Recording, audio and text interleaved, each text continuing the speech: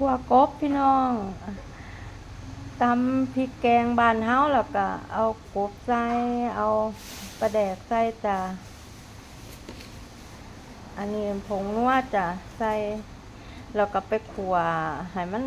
แห้งๆก่อนจ้ะจังค่อยสิใส่ผักลงไป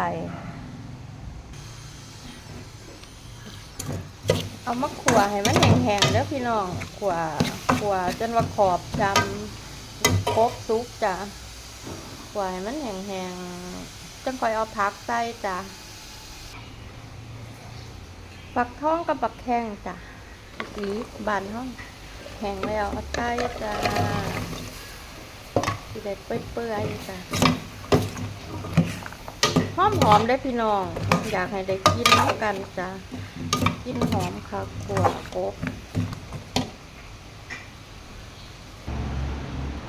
บักบวบหอมบานเฮาจ้ะเอาใส่ไปอีก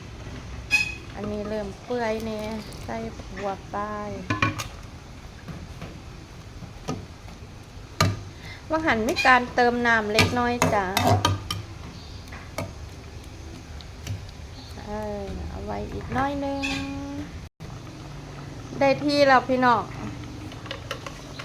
อ้อมกบขั่วกบผักอีตูใส่จ้ะ